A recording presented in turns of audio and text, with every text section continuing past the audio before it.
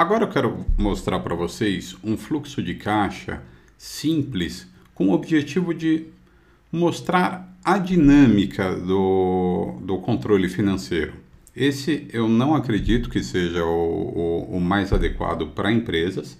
Eu já utilizei ele muito para pessoas físicas e principalmente para pessoas que não têm familiaridade com Excel, com sistemas e que não vão utilizar, não tem o intuito de utilizar esse sistema, mas é uma planilha que garante que você tenha um bom controle com simples contas de mais e menos, sem fórmula, sem tabela dinâmica. O objetivo aqui realmente é pecar pela simplicidade para fazer com que todo mundo tenha o controle correto de acordo com a complexidade que cada um quiser.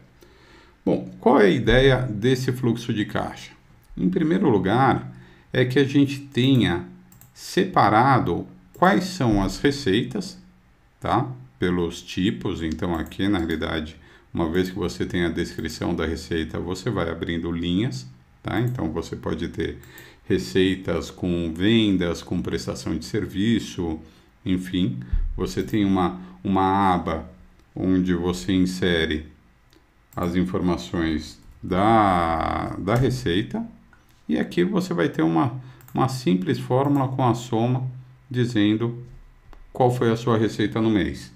Você pode ter a descrição que você quiser, no formato que você quiser, sem enrolação e sem surpresas. Na aba de baixo, nós temos todas as despesas, que aí nós temos separadas elas por custos fixos, variáveis. Aqui você vai seguir toda a linha do plano de contas que nós discutimos, que nós vamos implementar já no fluxo de caixa no formato mais complexo. Mas o grande objetivo aqui é de mostrar que você tem uma aba de receitas, uma aba de despesas, essa sim que deve ser preenchida sempre com um menos na frente, uma vez que a gente está falando de saída de dinheiro, e logo abaixo você vai ter o total de despesas. Então você tem o total de receitas, o total de despesas e no final você vai saber exatamente qual foi o seu resultado do mês. Muitas vezes essa é a informação mais importante que a gente precisa saber. A minha operação está sendo lucrativa ou não. Feito isso, o que a gente faz? A gente tem o saldo bancário, normalmente o último dia do mês anterior. Aqui eu parti com um saldo zero, mas eu poderia ter saído com um saldo qualquer. E o resultado, o que ele vai ser? Ele vai ser o meu saldo inicial, mais o resultado do mês, que será o meu saldo final, que será o saldo inicial do mês seguinte, que somando o resultado do mês, ele vai me dar o saldo final. Tá? Então vamos ver isso numa planilha preenchida para ver como é que isso se torna. Mas o grande objetivo dela, o que é? É para você conseguir fazer não só o acompanhamento do fluxo de caixa mensal, como também você consegue fazer um planejamento ao longo do tempo. Por quê? Porque fica muito fácil você fazer um contas a pagar e receber.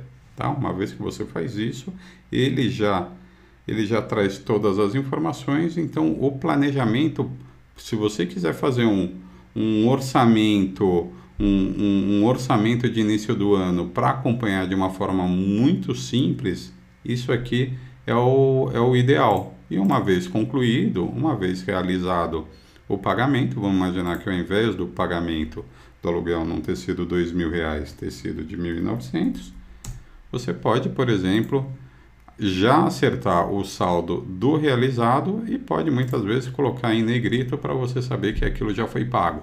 Tá? São alguns sinais que você pode fazer para fazer com que o controle ele realmente fique simples. Mas vamos ver um caso preenchido. Então aqui a gente tem o caso de um fluxo de caixa. Esse aqui é um cliente antigo, onde ele tinha um salário, ele entrou com um endividamento grande E a primeira coisa que nós fizemos é saber qual foi o resultado operacional dele sem as dívidas bancárias. Então, aquela questão do resultado operacional versus o não operacional, aqui para a gente fazer um diagnóstico, nós simplesmente queríamos entender qual era o resultado operacional e quanto nós poderíamos utilizar para fazer um diagnóstico financeiro e para quitar todas as dívidas dele. Mas enfim, o que nós fizemos aqui foi fazer toda a previsão mensal das receitas. Nós colocamos aqui todas as despesas, tá? Destrinchamos tudo aquilo que ele pagava de despesa. E aí nós tínhamos o total de receitas menos o total de despesas, ele me dava um resultado do mês.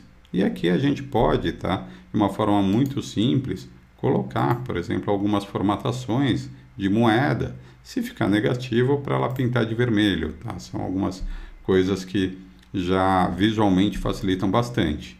Então, como é que funciona? Uma vez que eu tenho a minha receita menos a minha despesa e eu tenho o resultado do mês, uma vez que eu tenho o saldo inicial igual a zero, meu resultado do mês mais zero, ele se torna menos 1.317,79, que se torna o meu resultado inicial do mês seguinte, de fevereiro, que somado com o resultado de fevereiro, ele já me dá o saldo. Aqui eu poderia, inclusive, fazer essa formatação condicional, tá? Vamos fazer essa formatação condicional para a gente saber. Então, o resultado ele está negativo. Agora, já no terceiro do mês, ele já acerta a receita dele, as despesas elas estão sendo realizadas e, uma vez que ele tem um resultado positivo de quase 7 mil, somado a menos 5 mil, ele começa a ficar positivo e a partir daí fica muito fácil para você fazer uma previsão do seu fluxo de caixa, lembrando, claro, tá, que uma vez que você efetua o pagamento, tá, você pode negritar isso e você vai colocar o valor correto, tá? Esse fluxo de caixa ele só vai fazer sentido se esses valores efetivamente estiverem batendo com o seu banco. Então, se você tiver uma única conta bancária, vai ser o saldo do seu banco. Se você tiver mais de uma conta bancária, o saldo final do mês ele tem que bater exatamente com a soma de todas as suas contas, tá bom? Essa aqui é uma dica, o objetivo é mais conceitual, porque esse fluxo de caixa, apesar de simples, ele também tem uma série de limitações, como a gente vai ver adiante. Por exemplo, eu normalmente não consigo ver, consolidar, por exemplo, se eu quiser ver anualmente, comparar os meus resultados ano após ano, esse aqui não vai ser o adequado. Então ele tem uma série de limitações que, a partir da próxima aula, nós vamos ver, que é o fluxo de caixa colunar, que através de tabela dinâmica a gente pode trabalhar com N cenários, com N análises diferentes, muito utilizado tanto nos sistemas financeiros, quanto também nas plataformas de Business Intelligence, que aí sim é onde nós vamos ter o fluxo de caixa Power, né, que a gente brinca do Power BI, porque você, num único fluxo de caixa, você consegue simular praticamente o que você quiser, tá bom? Mas conceitualmente é muito importante que esses conceitos eles fiquem claros, da receitas menos a despesa, que dá o resultado final do mês, que somado ao saldo inicial, ele tem que bater com o saldo final, uma vez feita a conciliação bancária.